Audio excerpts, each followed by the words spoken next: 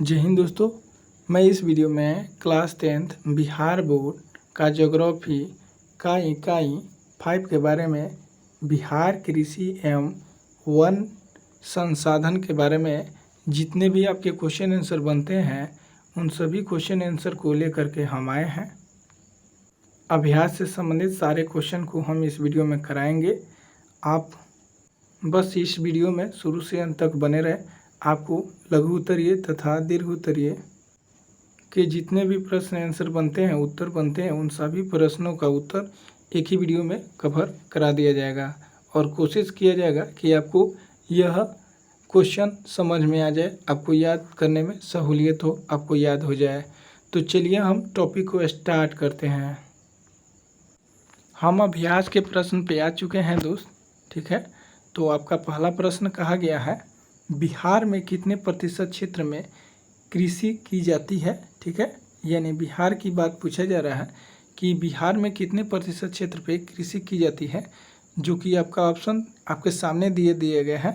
हम आंसर कराते हुए चलते हैं। तो 60% क्षेत्रफल पर लगभग कृषि की जाती है। ऑप्शन आपका ख आंसर हो जाएगा फर्स्ट का। 2 नंबर प्रश्न पे चलते हैं। 2 नंबर में कहा गया है, राज्य की कितनी प्रतिशत जनसंख्या कृषि कार्य में लगी हुई है। तो यानी बिहार की अगर बात करें तो लगभग 80% जो जनसंख्या है कृषि कार्य में लगी हुई है। आंसर क हो जाएगा। चलिए आपका 3 नंबर प्रश्न का आंसर देख लेते हैं। 3 नंबर में पूछा गया है, इनमें से कौन गन्ना उत्पादन जिला नहीं है।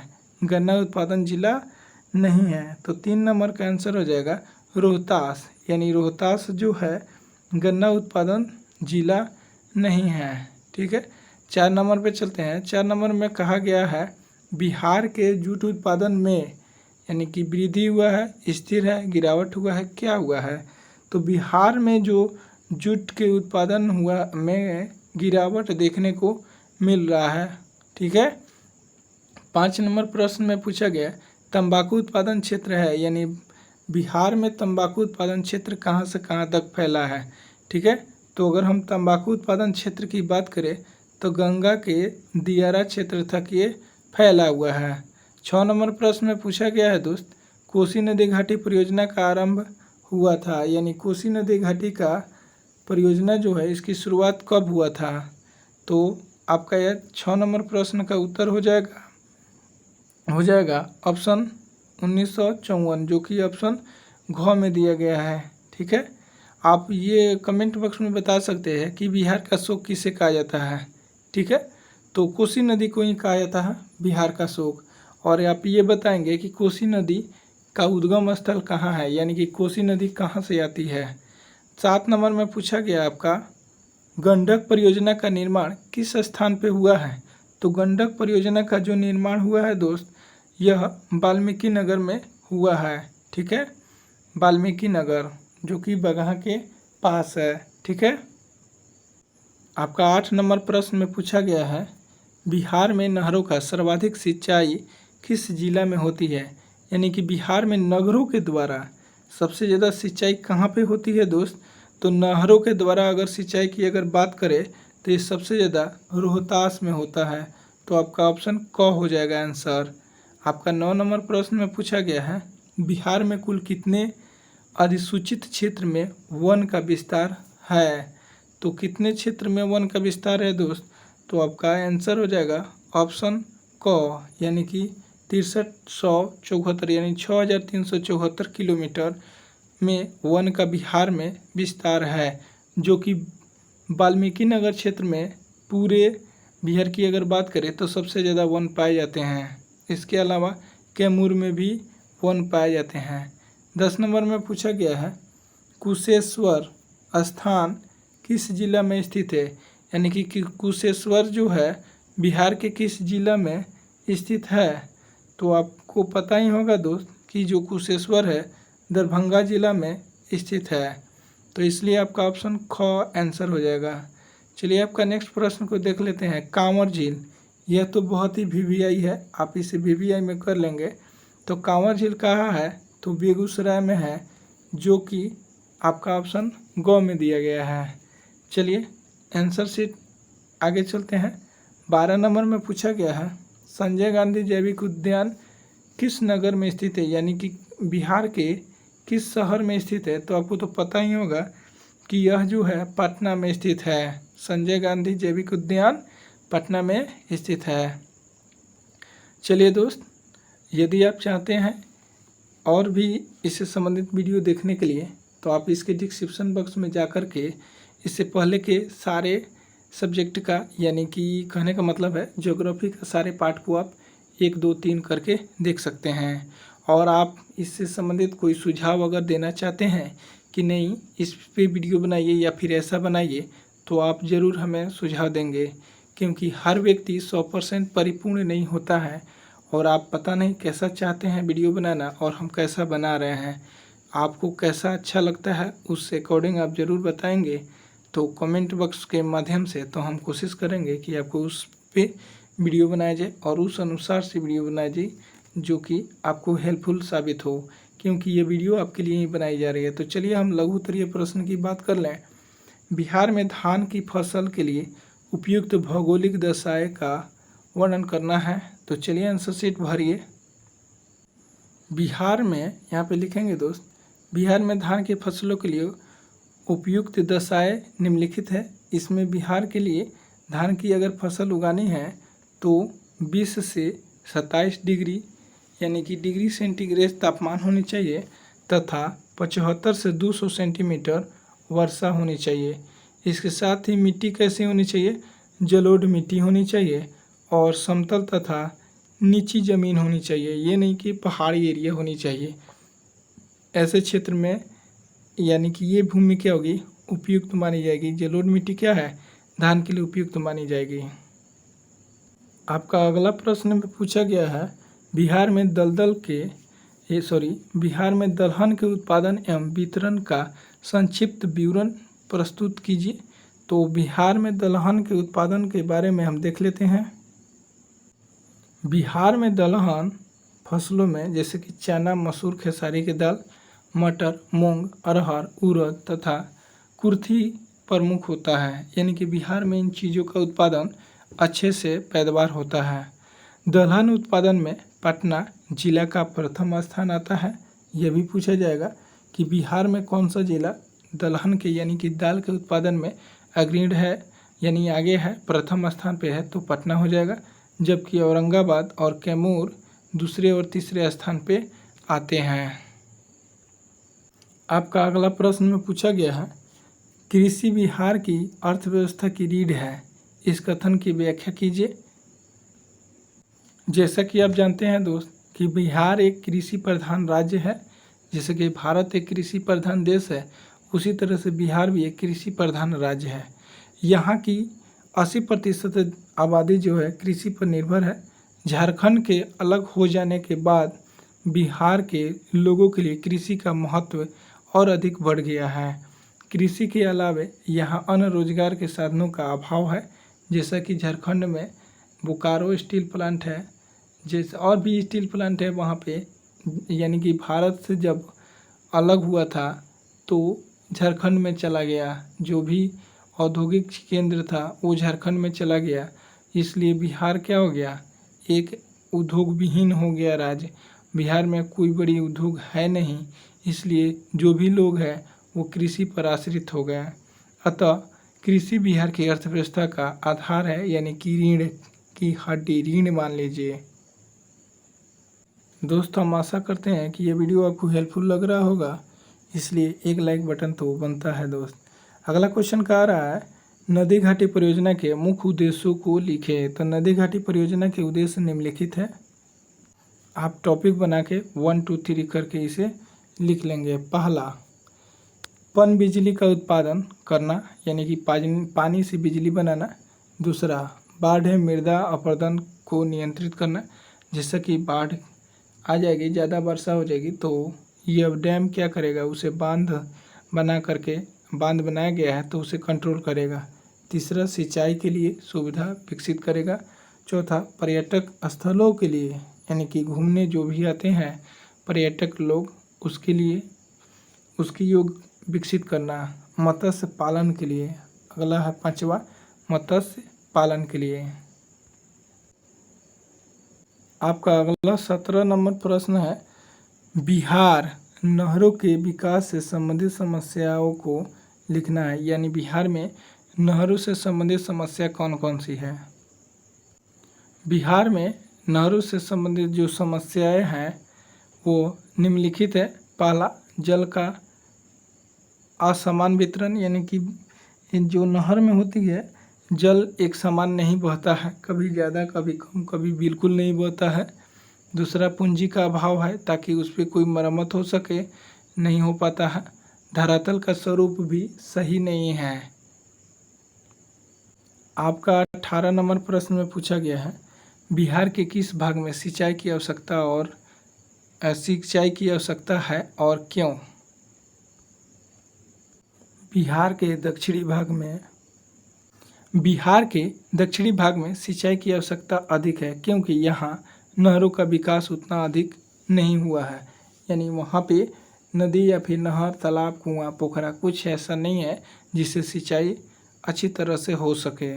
इसलिए यहाँ पे सिंचाई की आवश्यकता के लिए क्या है कि बिहार के दक्षिण भाग में सिंचाई की अधिक आवश्यकता है। आपका अगला प्रश्न 19 नंबर में कहा गया है, बिहार में वनों के अभाव के 4 कारण लिखें।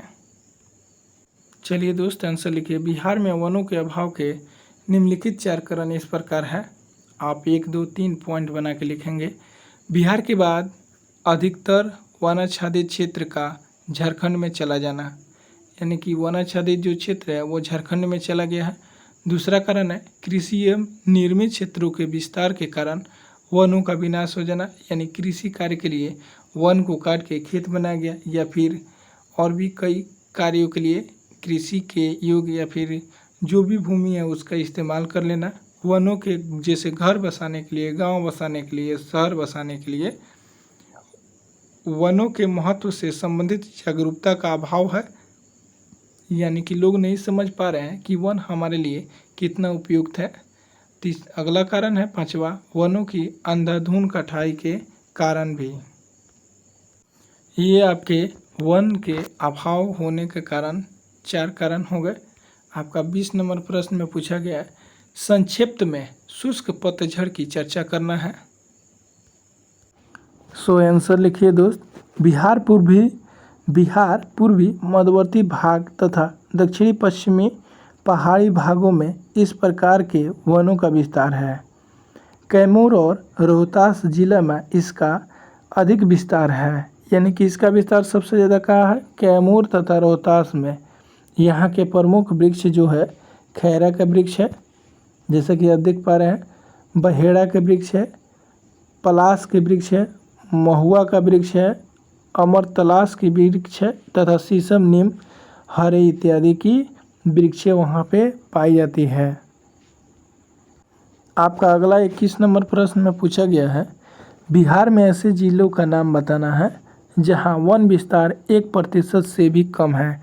यानी कि बिहार में कौन कौन सा जिला है जहाँ पे वन का विस्तार एकदम नगण्य है, नहीं के बराबर है। तो बिहार में ऐसे जिले निम्नलिखित है जहाँ पे वन का विस्तार लगभग 1% या फिर उससे भी कम है। वह जिला है सिवान, सारण, भोजपुर, बक्सर, पटना, गोपालगंज, वैशाली, मुजफ्फरपुर, मोतिहारी, दरभंगा, मधुबनी, समस्तीपुर, बेगूसराय, मधेपुरा, खगड़िया, नालंदा। यहाँ पे लगभग 1% वन पाए जाते हैं। बिहार में सबसे ज़्यादा वन वाल्मीकि नगर अभयारण्य में पाए जाते हैं। इसके बाद कैमूर की पहाड़ी में बिहार में वन पाए जाते हैं। आपका लघु उत्तरीय प्रश्न का लास्ट प्रश्न में है 22 नंबर, बिहार में स्थित राष्ट्रीय उद्यान एवं अभयारण्यों की संख्या बताएं और 2 अभयारण्यों का चर्चा भी करना है। तो चलिए आंसर शीट भरिए। यानी बिहार में 14 अभयारण्य और एक एकलौता राष्ट्रीय उद्यान है जो कि संजय गांधी राष्ट्रीय जैविक उद्यान है। यहाँ पे ये भी क्वेश्चन पूछा ही था कि संजय गांधी जैविक उद्यान बिहार में कहाँ है, तो ये संजय गांधी जैविक उद्यान पटना में है। बेगूसराय जिला के अंतर्गत मझौलिया अनुमंडल में 2500 एकड़ में फैला कांवर झील एक पक्षी विहार भी है। कांवर झील तो बहुत ज़्यादा पूछा जाता है, बेगूसराय में है। यहाँ पे 300 प्रजातियों की पक्षी अभयारण्य एक साथ संभव देखने को मिलती है। साथ ही दरभंगा जिला के कुशेश्वर स्थान पर वन्य जीवों के संरक्षण के लिए प्रसिद्ध है, यानी कि यहाँ पे वन्य जीव पाए जाते हैं।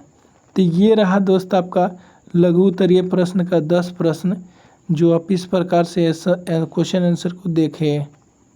और हम आशा करते हैं कि यह वीडियो आपको हेल्पफुल लग रही होगी। तो चलिए हम अब दीर्घ उत्तरीय प्रश्न को 4 प्रश्न है, इसे भी फटाफट कर लेते हैं। आपका दीर्घ उत्तरीय प्रश्न का 23 नंबर कह रहा है, बिहार की कृषि की समस्या पर विस्तार से चर्चा कीजिए।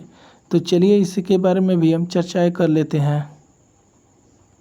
जैसा कि आप जानते हैं कि भारत एक कृषि प्रधान देश है, ठीक उसी प्रकार बिहार भी एक कृषि प्रधान राज्य है। अब यहाँ पे राज्य की बात है, इसलिए राज्य लिखिएगा। यहाँ की 80% आबादी कृषि पर निर्भर है।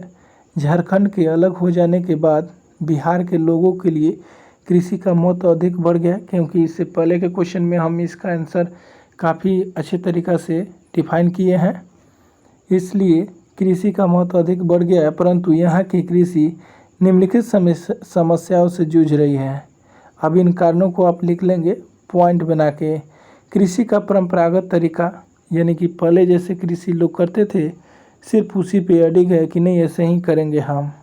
इसके अलावा किसानों का अशिक्षित होना, क्योंकि किसान नहीं जानते हैं कि हमें नए नए तकनीकों का इस्तेमाल करके, नए नए बीजों के इस्तेमाल करके हमें अधिक पैदावार करनी चाहिए। दोस्तों, आप कमेंट बॉक्स में बताएंगे कि हरित क्रांति की शुरुआत कब हुई थी, एवं इसके पास पूंजी का भी अभाव है। जो भी किसान हैं हमारे बिहार राज्य में, वो छोटे छोटे किसान हैं जिनके पास लगभग 1 एकड़ से भी कम ज़मीन वाले हैं। दूसरी बात है कि खेतों का दूर होना, यानी जो भी खेत है छोटे किसानों की या फिर बड़े किसानों की, वो बहुत दूर हो जा रहा है, या फिर नदी के किनारे है। नदी के पानी आने से बाढ़ग्रस्त हो जाते हैं। इसके अलावा सिंचाई की समस्या है ये है। मान लीजिए कि रोड अगर सही नहीं रहेगा तो ट्रैक्टर कैसे जाएगा, ये सारी समस्या है। तथा मानसून पर निर्भरता होने के कारण भी बिहार में कृषि नहीं हो पाती है सही तरीक़ा से। इसके अलावा उन्नत बीजों एवं उन्नत कृषि तकनीकों का भी अभाव है। उन्नत व्यवस्था के अनुरूप कृषि कार्य न होना, ये भी इसमें एक कमी का कारण है। अगला कारण में लिखेंगे यातायात के साधनों का अभाव तो है ये है। जनसंख्या का कृषि पर बढ़ता बोझ, यानी कि मान लीजिए कि एक घर में 10 लोग रहते हैं और अगले साल 20 लोग हो गए हैं, तो जनसंख्या ज़्यादा बढ़ गया तो उसके घर में अनाज की खपत भी बढ़ जाएगी। इसलिए जनसंख्या का कृषि पर बढ़ता बोझ भी ये कारणों में से एक है। लोगों में एकता का अभाव है। लोग ये नहीं समझ पाते हैं कि हमें एकजुट होकर के काम को करना चाहिए। ये जैसे कि आप मान सकते हैं अशिक्षित राज्यों में से एक माना जाता है बिहार। चलिए दोस्तों, अब आपका 24 नंबर प्रश्न को हम देख लेते हैं। बिहार में कौन कौन सी फसलें उगाई जाती है, किसी एक फसल के बारे में लिखना है, उसका उत्पादन कैसे होता है। दोस्तों, आपको बता दें कि बिहार में वैसे तो कई फसलें होती है, जिसमें से कुछ प्रमुख फसलें हैं।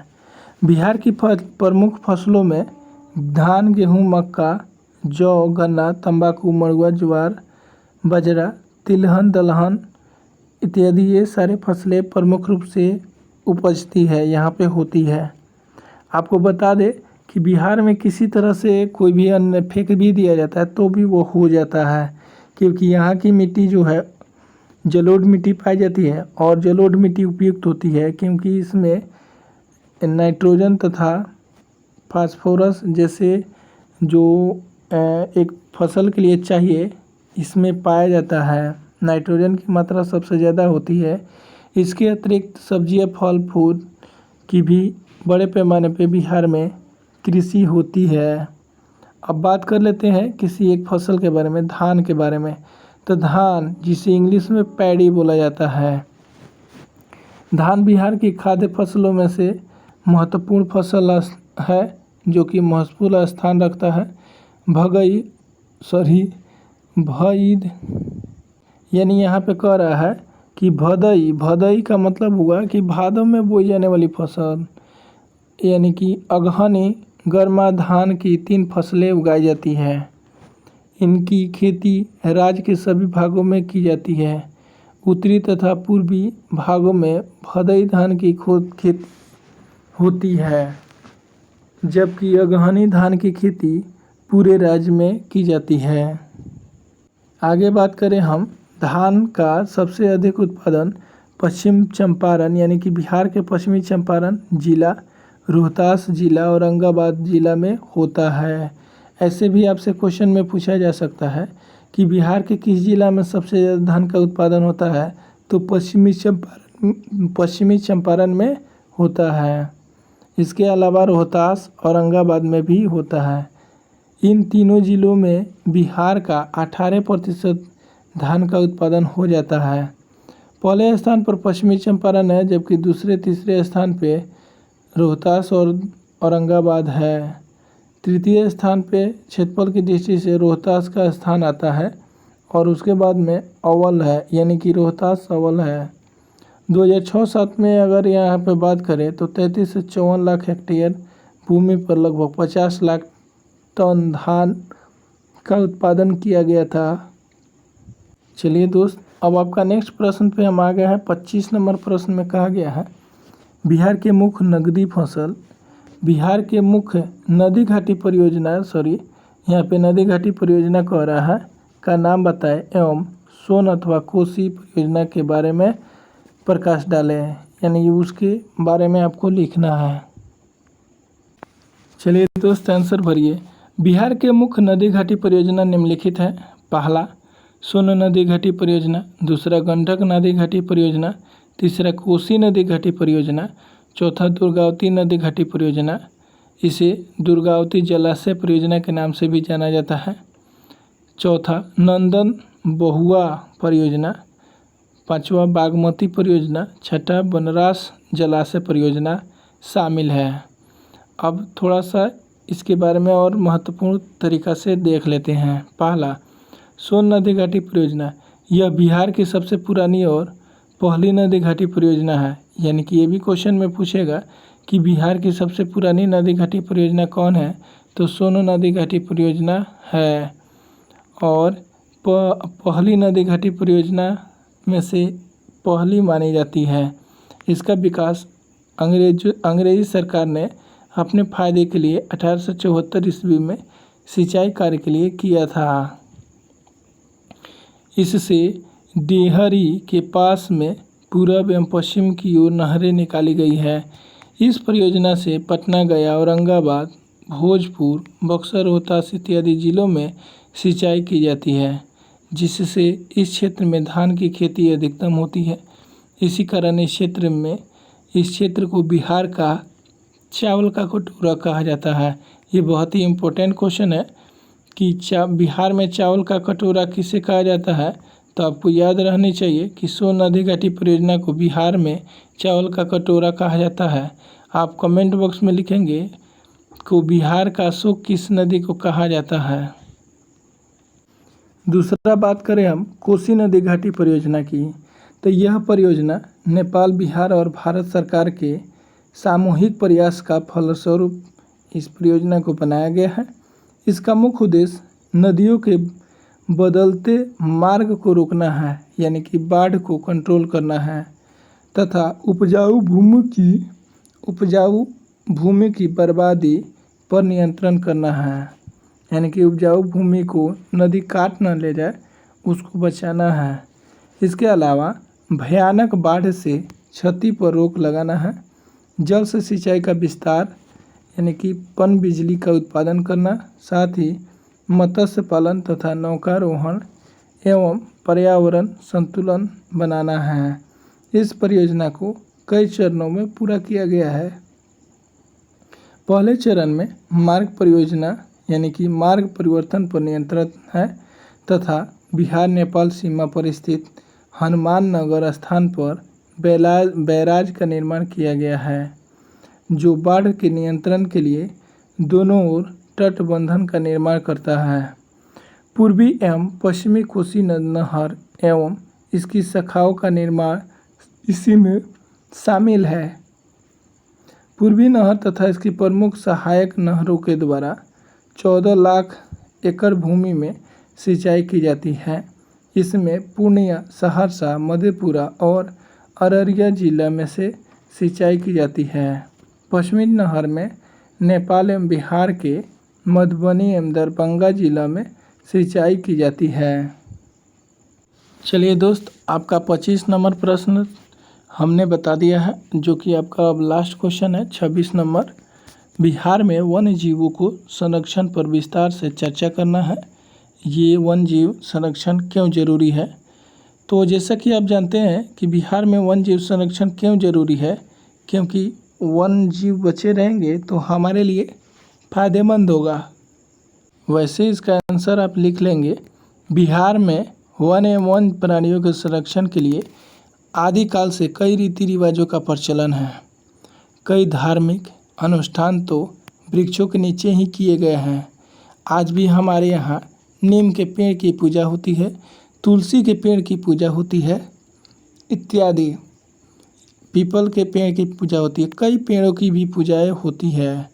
कई ऐसे आंचलिक त्यौहार भी है जो वृक्षों के नीचे ही किए जाते हैं। जैसे आपको बता दें, केला के पेड़ के नीचे पूजा करना, नीम के पेड़ के नीचे पूजा करना, बबूल की भी पूजा होती है हमारे यहाँ। इस राज्य में परंपरागत रूप से वट, पीपल, आंवला, तुलसी पौधा की पूजा भी की जाती है। हमारे यहाँ चोटी से लेकर के सांप तक, यानी कि चोटी से सांप जैसे विषैले जंतु को भोजन दिया जाता है और उनकी पूजा भी की जाती है। पक्षियों को भी दाने दिए जाते हैं, दाने देने की प्रचलन है। साथ ही वन प्राणियों के लिए संरक्षण के लिए कई कार्यक्रम चलाए जा रहे हैं। यहाँ संजय गांधी जैविक उद्यान जो पटना में है, अन्य 14 अभयारण्य भी है।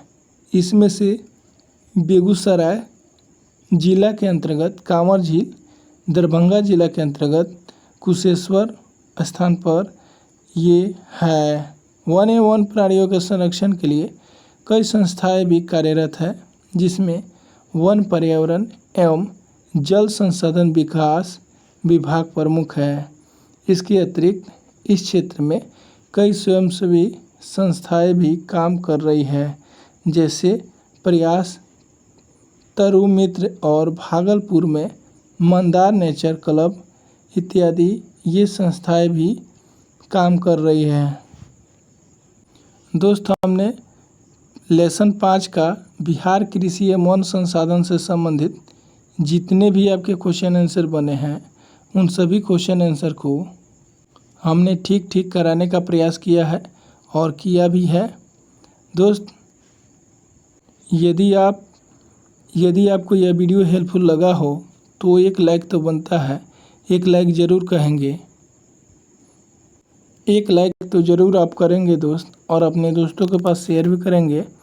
और यदि आपको कोई भी सुझाव देना है कि नहीं सर आप ऐसे पढ़ाइए, ये दिक्कत है, ऐसे बोल रहे हैं आप, या फिर किसी भी प्रकार की आपकी कोई समस्या है और लगे कि नहीं हम कर सकते हैं, तो उसमें आप कमेंट बॉक्स में ज़रूर लिखेंगे, अपना सुझाव ज़रूर देंगे और हम कोशिश करेंगे कि आपके बातों की पालन की जाए।